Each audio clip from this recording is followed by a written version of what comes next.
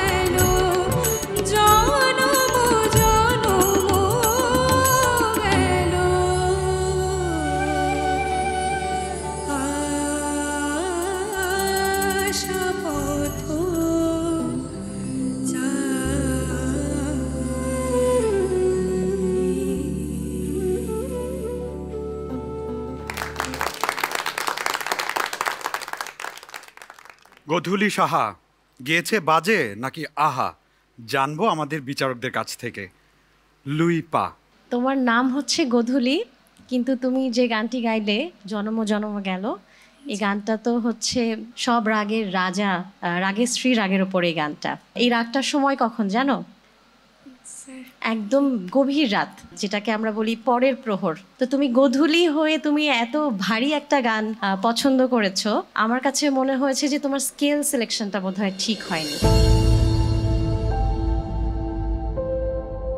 কারণ এই গানটার সৌন্দর্যই কিন্তু হচ্ছে এই গানের হোম যে স্ট্যান্ডিং নোটটা, যেটা তুমি শুরুতেই ধরেছো, স্ট্যান্ডিং নোটটা যদি আরেকটু বেশি প্র্যাকটিস করতে, ওই জায়গায় সুরটা আরেকটু বেশি লাগতো, তাহলে বোধহয় গানটা আরেকটু বেশি আঁকড়ে ধরে থাকতো। তো পরবর্তীতে আমরা এই জিনিসগুলো একটু খেয়াল রাখবো, ঠিক আছে? Thank you. থ্যাংক ইউ এবং শুভকামনা। তুমি তোমার জায়গায় বসো।